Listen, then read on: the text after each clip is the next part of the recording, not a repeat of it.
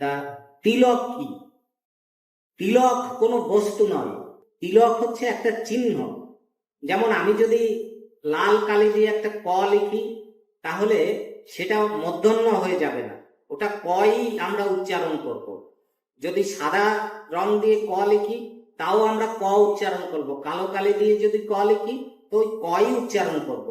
ক হচ্ছে একটা চিহ্ন, কি দিয়ে আঁকলাম লিখলাম এইটা কোনো বিষয় নয়, নানান রং দিয়ে এটাকে লেখা যায়। তাহলে এই যে কপালে যে চিহ্নটা আঁকা হয়, এই চিহ্নটার নামই হচ্ছে তিলক, বস্তুটা নয়। বস্তুটা নানান রকম হয়, গোপীচন্দন থেকে আরম্ভ করে বৃন্দাবনের মাটি, তুলসী তলার মাটি, গঙ্গোদক এবং গঙ্গা জল দিয়েও তিলক করা যায়। তাহলে তিলক যখন আমরা কপালে অঙ্কন করি, তাহলে প্রথম মন্ত্রটা আমরা কি বলি? ললাটে ওম কেশবায় ধ্যায়। ললাটে কি? কেশবায় ধ্যায়। কেশবের কাজ কি? ক্লেশ নাশ করা। কেশব ক্লেশ নাশ করেন, সেই জন্য তার নাম হচ্ছে কেশব। দেখুন কি সুন্দর ভগবানের নামগুলো, এক এক করে এক একটা নামের এক এক রকম অর্থ, এবং সেই অর্থ অনুযায়ী সে আমার জীবনে উপযোগিতা নিয়ে আসে। তাহলে একজন মানুষের কপালেই তো দুঃখ থাকে এবং সুখ থাকে। মেয়েকে দিয়ে দেওয়া হয়েছে, আরে দিয়েছিলাম তো ভালো ঘরে, ভালো দেখে দিয়েছিলাম, তো ওর কপালটা ভালো না, ওর কপালে সুখ নেই।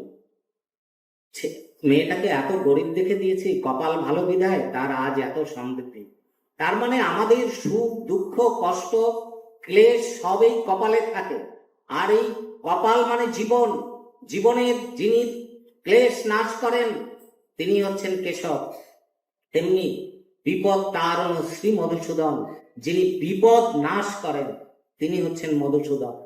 তাহলে এই যে বাবা রাগ করে বনে চলে এসছেন, মধুসূদনকে ডাকতে ডাকতে মধুসূদনের সিংহাসন নড়ে উঠেছে, তোলে উঠেছে। এবার নারদকে বলছে যে নারদ, তুমি এক কাজ করো, এই বাবা আমাকে তো ডাকছে, কিন্তু আমি তো ওর কাছে পৌঁছতে পারবো না। কেন পারবো না জানো? ও তো দীক্ষা শিক্ষা নেয়নি। তা তুমি বৈষ্ণবের ছদ্মবেশে যাও, গিয়ে তাকে দীক্ষা শিক্ষা দান করো, তারপর আমি তার মনের ইচ্ছা পূর্ণ করব, তাকে আমি দেখা দেব। এইবার নারদ চলে এসছে, কিছু ফল টল নিয়ে এসছে, যে বাবা তুমি তো কদিন খাওনি মনে হচ্ছে। বলছে তুমি কে? বলছে এই যে আমি বৈষ্ণব, ভিখারি বৈষ্ণব, এখানে থাকি আর ভিক্ষা শিক্ষা করি, মাধুকরি করে যা পাই তাই গোবিন্দের সেবায় লাগাই, তারপরে নিজে সেবা করি।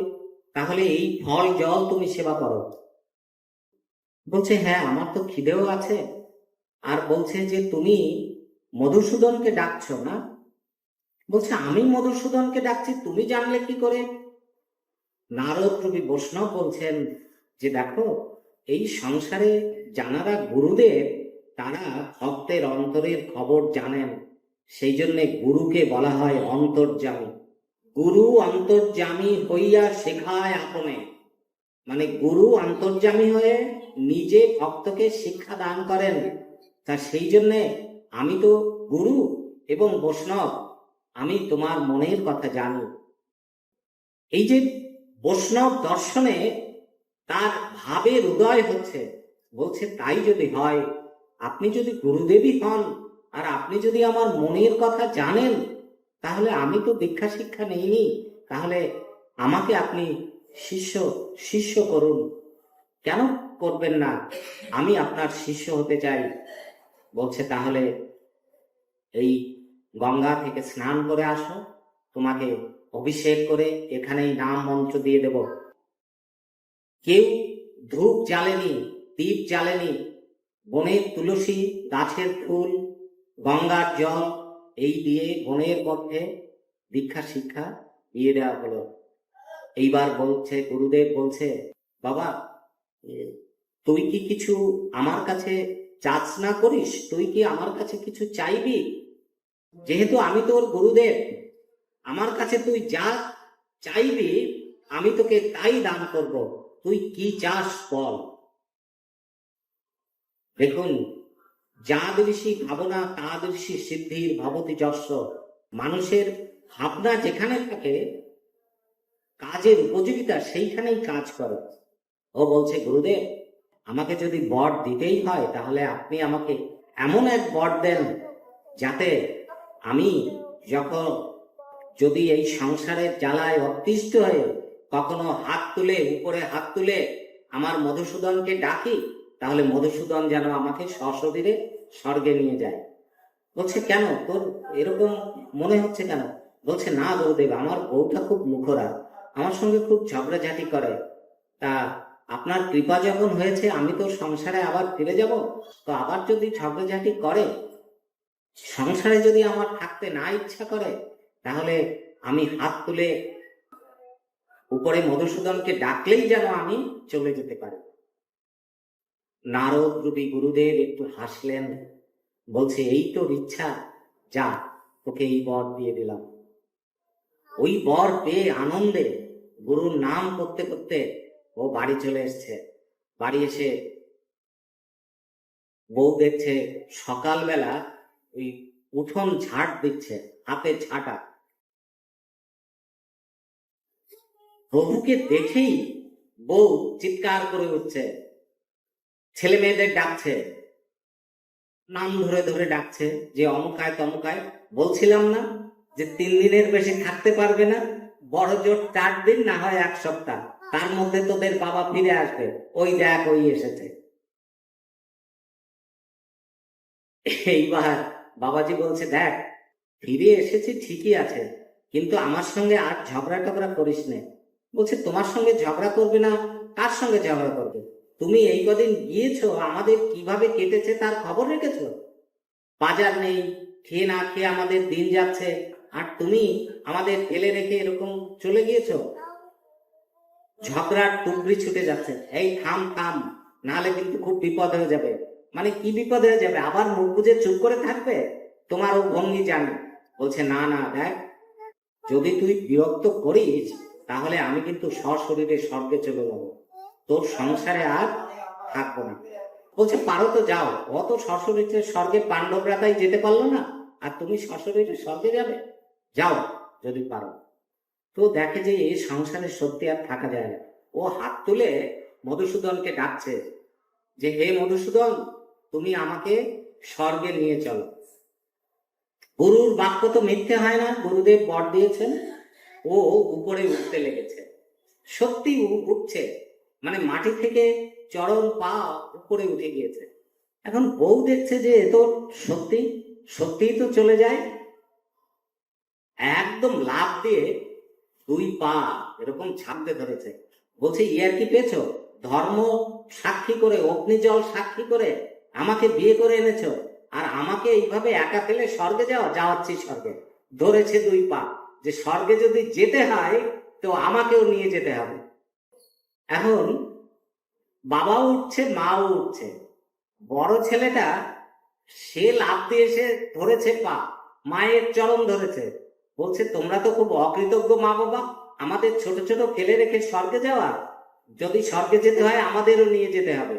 এইবার ছেলেটা ধরেছে, উঠছে, মেয়েটা ধরেছে, উঠছে, ও উপরে উঠছে, সেকল উঠছে। পাড়াপড়শি দেখছে কি যে এই পরিবারটা সশরীরে স্বর্গে চলে যায়। যে যেখান থেকে পারছে দৌড়ে এসে ওই চরণ ধরেছে এক একজন। বলছে, এত মহামানব আমাদের পাড়ায় ছিল, আমরা কোনোদিন জানতে পারিনি, তো চল এই সুযোগে সবাই সশরীরে স্বর্গে যায়। এখন শিকল অনেক বড় হয়েছে, আকাশের অনেক উপরে উঠেছে, অত ভার আর নিতে পারেনি, ধপাস করে পড়েছে মাটিতে, একদম পড়ে সবাই গড়াগড়ি। ভক্ত বলছে, গুরুদেবকে স্মরণ করে বলছে যে, গুরুদেব তুমি তো বলেছিলে যে আমি সশরীরে স্বর্গে চলে যেতে পারবো, তাহলে আমি এই যে ধপাস করে পড়লাম কেন? গুরুদেব এসে হাজির হয়েছেন, ভগবানের লীলা প্রচারের জন্য গুরুদেব এসে হাজির হয়েছে। বলছে যে, দেখ, তোকে তো আমি একলা বর দিয়েছিলাম, তা তোর সঙ্গে যে এই যে শেকল এত জন জড়িয়ে গিয়েছে, তা তুই যেতে পারবি কি করে? এইবার ওই যে মুখরা বউ গুরুদেবকে ধরেছে, তুমি কেমন গুরুদেব? হ্যাঁ, তুমি জানো না ওর একটা বউ আছে, আর স্বামী স্ত্রী হচ্ছে অর্ধাঙ্গিনী। কোন স্বামী তার স্ত্রীকে রেখে স্বর্গে যাবে? যেখানে যেতে হয় আমাকে নিয়ে যেতে হবে, আমি তার স্ত্রী। আমি একটু মুখ টুক করি সংসারের জন্য, তাতে কি হয়েছে, কিন্তু একা যাওয়া চলবে না। নারদ বলছে, কি বাবা তুমি কি বলো? বলছে, গুরুদেব সত্যি ও মুখ করে, কিন্তু আমাকে খুব ভালোবাসে। আমার অদর্শনে ও দুঃখ করে, তার সেবা, সে ক্ষণে তুষ্ট ক্ষণে রুষ্ট, একটু তুষ্ট আবার রুষ্ট হয়ে যায়, কিন্তু সে সত্যিই ভালো। তাকে ছেড়ে যেতে আমারও মন চায়নি। বলছে, ও সেই জন্যই তোমার চরণ ধরেছে। এইবার ছেলে মেয়ে বলছে, তোমাদের কি? বলছে, দেখুন প্রভু, আমরা ছোট ছোট মানুষ, মা বাবা যদি চলে যায় তাহলে এই সংসারে আমাদের কে দেখবে? আমাদের তো কেউ দেখার নেই। তা সেই জন্যে ওনারা যেখানে যায় আমাদের যেন নিয়ে যায়। এইবার গুরুদেব বলছেন, পাড়া প্রতিবেশী সবাই বলছেন যে অমন মানুষ, যে এক কথায় ভগবান যাকে উপরে তুলে নিয়ে যায় সশরীরে জীবন্ত অবস্থায়, সে তো সামান্য মানুষ নয়। এই মানুষটিকে আমরা হারাতে চাই না, তার সঙ্গে আমরা থাকতে চাই।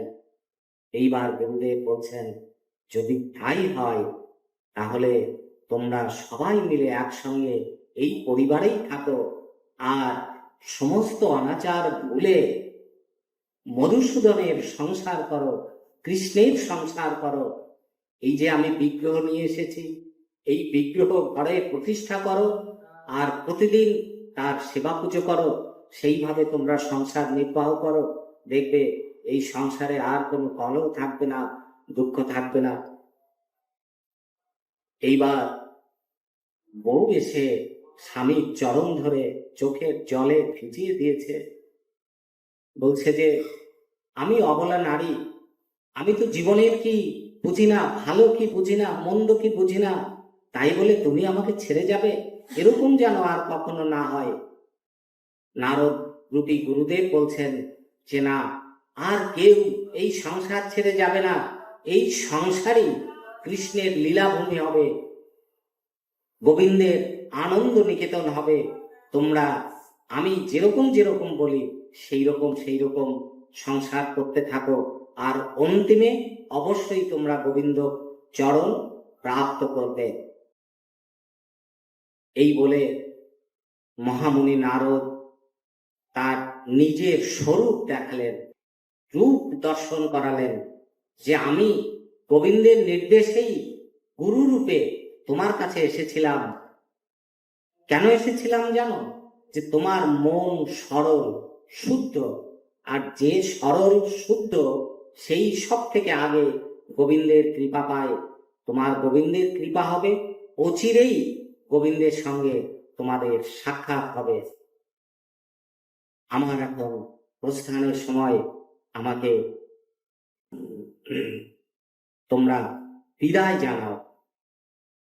বলছে, প্রভু আমরা মূর্খ ছিলাম, কিন্তু আপনি যখন আমার ঘরে এসেছেন, তো এইখানে অন্ন জল কিছু না নিয়ে তো আপনি যেতে পারবেন না। তো এখানে ভগবানের আপনি ভোগ লাগান, সেই ভোগের প্রসাদ আমরা পাই, আপনি পান। আমাদের সেই প্রসাদ দিয়ে তারপর আপনি আপনার গন্তব্য স্থানে প্রস্থান করুন। ভোগ হলো, মহা প্রসাদ হলো, সেই প্রসাদের কৃপায় সেই পরিবারটি জগৎ বিখ্যাত হয়ে গেল। আজও বৃন্দাবনে যখন মানুষ যায়, তখন এই বাবাজির কুটির তারা পরিক্রমা করে আসে, প্রদক্ষিণ করে আসে। জয় জয় শ্রী গুরু। অতি প্রেমানন্দে হরি হরি বল, হরি বল, হরি বল।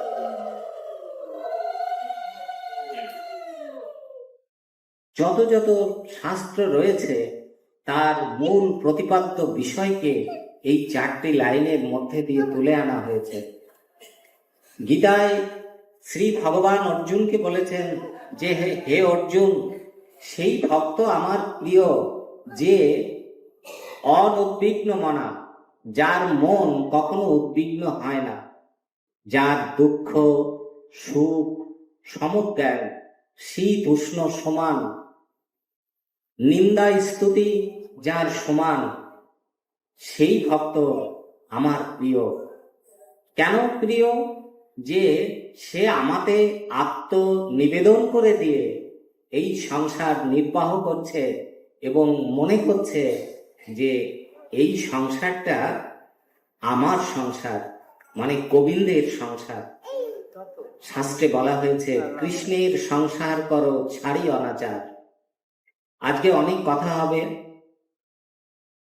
যেহেতু কোনো তারা আমাদের নেই, অল্প ভক্তরা কিন্তু গুরুত্বে অনেক বড়। একটু সত্যি জীবনের কথা দিয়ে আজকে পাঠ কথকথা কীর্তন শুরু করতে চাই। এই যে কৃষ্ণের সংসার করো ছাড়ি অনাচার, আমি এরকম কৃষ্ণের সংসার দেখেছি।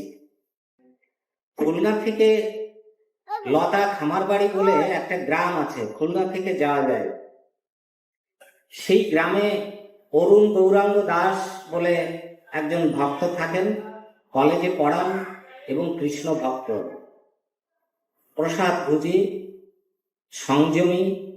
সংযমী বলতে বাক্য সংযমটা মানুষের জীবনে সব থেকে আগে দরকার। যার বাক্য সংযম হয় না, সে কোনো সংযমই রক্ষা করতে পারে না। এই জন্যে হিন্দু দর্শন শাস্ত্রে বলা হয়েছে মিতাচারী মিতাহারী মিতব্যয়ী হও। মানে মিতাচারী, তুমি যে আচরণ করবে সেই আচরণের মধ্যে যেন একটা সীমাবদ্ধতা থাকে, সেই আচরণটা উচ্ছৃঙ্খল লাগাম ছাড়া যেন না হয়ে যায়। মিতা আহারী মানে তুমি পরিমিত আহার করবে। অতি আহার, অতি নিদ্রা এগুলো শরীরের জন্য খুবই ক্ষতিকর হয়। মিতাচারী মিতাহারী মিত ব্যয়ী হও। এখন পয়সা করি ব্যয় করার জন্য আমরা শুধু মিতব্যয়ী হব তা নয়, আমাদের জীবনের সময়টা নদীর স্রোতের মতো বয়ে যাচ্ছে, গঙ্গা ধারার মতো প্রতিনিয়ত বয়ে যাচ্ছে। তাহলে আমি যদি মিতাচারী মিতাহারী এবং মিতব্যয়ী না হই, তাহলে এই সময়ও আমার অপব্যয় হয়ে যাবে। আর যার জীবনের সময় অপব্যয় হয়ে যায়, তার ঝুলিতে কোনো মূলধন থাকে না, তার জীবন গড়ে ওঠে না, তার সংসার হতশ্রী হয়ে যায় এবং তার দুঃখ দৈন্য তাকে গ্রাস করে বসে। সেই জন্যে পয়সা করি অর্থের জন্য আমি যত না মিতব্যয়ী হব, তার থেকে বেশি মিতব্যয়ী হতে হবে সময়ের পরে। যে সময়টা যেন আমার বাজে খরচ হয়ে না যায়, সেই সময়টুকু প্রতিদিন একটু গোবিন্দের স্মরণ, একটু ভালো প্রসঙ্গ কথা, সাধু সঙ্গ, আর নিজের জীবনের যাতে বিকাশ ঘটে সেই সঙ্গ আমার করা দরকার, এইভাবে বলা হয়েছে। তো এই অরুণ গৌরাঙ্গ দাস এই সব দিক খুব হিসেব করে চলেন। আমার সঙ্গে খুলনা দেখা, বলছে প্রভু আমার বাড়িতে একদিন আপনি অবশ্যই যাবেন, এই ঠিকানা রইল, আজকে তো আপনি যেতে পারবেন না। তা আমার মনে হলো যে এমন একজন মানুষ শিক্ষিত, বিদ্বান এবং ভক্ত, তো একদিন যায়। তো ওনার বাড়িতে আমি যখন গিয়ে পৌঁছেছি, তো ওখানে মাটির ঘর আর খোলা বারান্দা, একটা মেয়ে ছায়া পড়া একটা ব্লাউজ গায়ে আর একটা গামছা উত্তরীয়ের মতো বেড দেওয়া, বড় বড় আলুর ছাকা উঠোন থেকে বারান্দায় তুলছে, ঘরে তুলছে। আমাকে দেখেই কোনো কথা জিজ্ঞাসা করেননি, আগে বারান্দায় উঠে গিয়েছেন এবং ঝট করে একটা গোছানো মাদুর মেলে দিয়ে কারেন্টের মতো নেমে এসছে উঠোনে। নেমে এসে বলছে প্রভু আপনি একটু বসুন, এই আলুর ছাকা কটা তুলবো, তারপর আপনার সঙ্গে কথা বলবো। কৃষ্ণের সংসার তো, একটু কাজ না করলে তো হবে না। আমি শুনে অবাক হয়ে গেলাম যে এই যে কৃষ্ণের সংসার তো, একটু কাজ না করলে তো হবে না। 6টা আলু ঝাঁকা সেই মা তুললো বারান্দায়, তারপর পড়িমড়ি করে পুকুরে গিয়ে এক ডুব দিয়ে এসে কাপড় টাপড় বদলে তারপর আমার সঙ্গে কথা বললেন, প্রণাম করলেন, বসলেন। আমি ভাবছিলাম যে একদিন গিয়ে আমি ফিরে আসবো, কিছুক্ষণ কাটাবো, কিন্তু 3 দিন আমি আর ওই বাড়ি থেকে বেরোতে পারিনি। তাদের যে অর্চন, বন্ধন, ভক্তির জায়গা এবং নিজের সংসারকে কৃষ্ণের সংসার মনে করে নিয়ে চাকরি বাকরি কাজকর্ম করা, এই যে যে উদাহরণ, আপনারা ভক্তমাল গ্রন্থে দেখবেন অনেক ভক্তের জীবন কাহিনী লেখা আছে। সেই ভক্তরা তো আকাশ থেকে পড়েনি, তারা এই মাটির মানুষ, এই ভারতের বাংলার নরম মাটিতেই তাদের জন্ম। এইরকম হাজার হাজার ভক্ত এই বঙ্গদেশে রয়েছে, যাদের কাহিনী লিখলে আরো আরো 100 ভক্তমাল গ্রন্থে তৈরি হতে পারবে।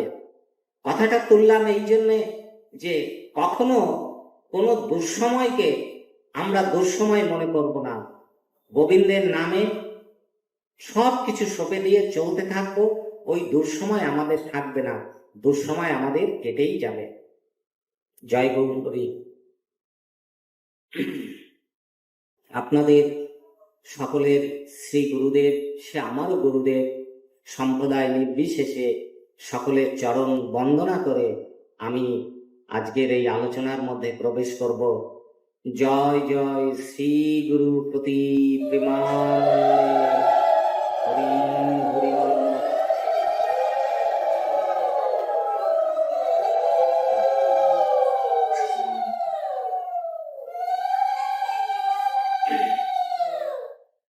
হরে কৃষ্ণ। আজকে আমরা গুরুর মহিমা কীর্তন করব এবং মানুষ যদি সৎ গুরুর সান্নিধ্য লাভ করে তাহলে তার জীবন কিভাবে মুক্ত হয়, জড়জীবন থেকে মুক্ত হয় এবং তার জীবন ধন ধান্যে ভরে ওঠে, সেই উপাখ্যান থেকে আমরা আজকে আলোচনা করব।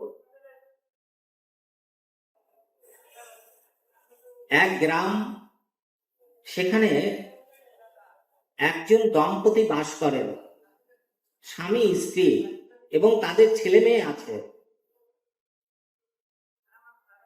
কিন্তু সংসারটা ঠিক মতো চলছে, তারপরেও সবসময় ঝগড়াঝাটি লেগে থাকে। স্বামীর সঙ্গে স্ত্রী, স্ত্রীর সঙ্গে স্বামী, প্রতিনিয়ত ঝগড়াঝাটি হয়। মানে একটা ভালো কথা বলতে গেলেও সেই কথাটা স্বামীকে বলা হচ্ছে, ও সেটা ভালো মনে নিতে পারলো না, উল্টো পাল্টা একটা বলে দিল, অমনি ঝগড়া শুরু হয়ে গেল। স্ত্রীকে একটা ভালো কথা বলা হচ্ছে, ও সেটা ঠিক মতো নিতে পারলো না, অমনি ঝগড়াঝাটি শুরু হয়ে গেল। এইরকম প্রতিনিয়ত ঝগড়া শুরু হয়। আজকে তুমুল ঝগড়া শুরু হয়েছে। এই ঝগড়ার এমন পর্যায়ে পৌঁছে গিয়েছে যে একদম ঘূর্ণিঝড়ের মতো ঝগড়া শুরু হয়ে গিয়েছে। এখন বাবাজি মাতাজিকে বলছেন যে দেখো, তুমি যদি আমার সঙ্গে আর একটাও বাক্য বিনিময় করো, আর যদি কোনো কথা বলো, তাহলে খুব খারাপ হয়ে যাবে। আমার মাথায় রক্ত উঠে গেছে, এই রক্ত আর নামবে না, পরিস্থিতি খুব খারাপ হয়ে যাবে এবং আমি কি করে বসবো তার কোনো ঠিক ঠিকানা নেই।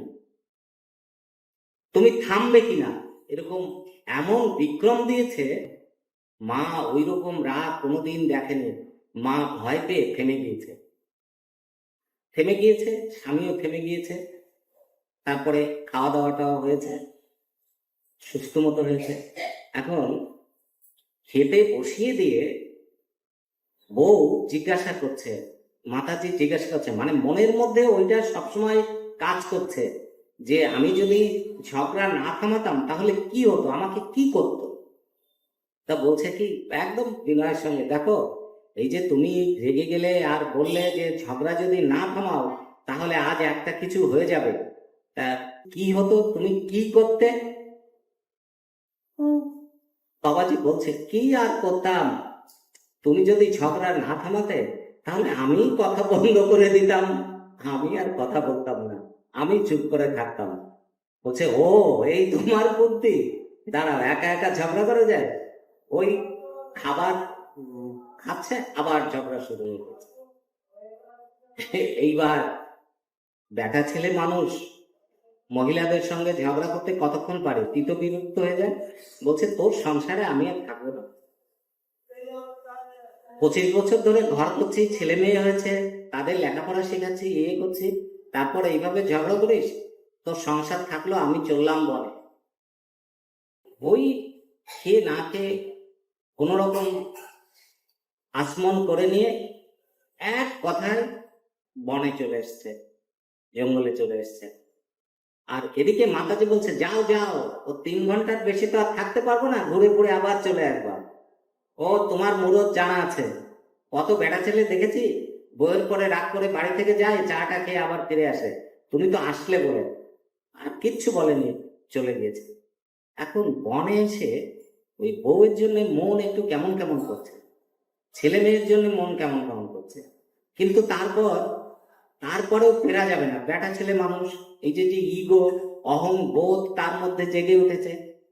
তা বলছে, যা হোক, মরি বাঁচি, যা হয় হবে, আমি আর ঘরে ফিরব না। তো এখন সন্ধ্যা হয়ে এসছে।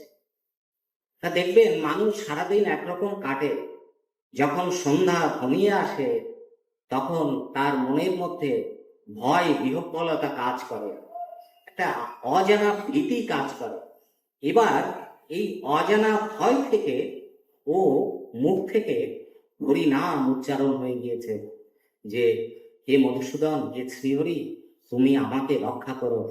এই রাতটা করে বনের মধ্যে চলে এসেছি, এটা না আসলেই ভালো হতো, কিন্তু এখন আমার যে ভয় করছে, তা তুমি তো বিপদ তারণ শ্রী মধুসূদন, আমি তোমার নাম করছি, তুমি আমাকে রক্ষা করো, আমাকে যেন বাঘ ভাল্লুকে খেয়ে না যায়। এইভাবে সারা রাত নাম করেছে। ও বেঁচে আছে, খায়নি, বাঘ ভাল্লুকেও খায়নি, ভয়টাও পায়নি। এখন 3-4 দিন এইরকম ও ওই বনের মধ্যে থাকছে আর ভগবানের নাম করছে, শুধু ভগবানের নাম করছে, যে হে ঠাকুর, তুমি আমাকে একটা উপায় করো, তুমি আমাকে একটা উপায় করো। এইবার গোবিন্দ মধুসূদন, দেখবেন ভগবানের অনেক নাম আছে, তা শ্রী মধুসূদন হচ্ছে বিপদ তারণ, বিপদ তারণ শ্রী মধুসূদন। ভগবানের এক একটা নামের এক একটা মাহাত্ম্য আছে। যেমন আপনারা এই যে তিলক করেন, আমরা যে তিলক করি,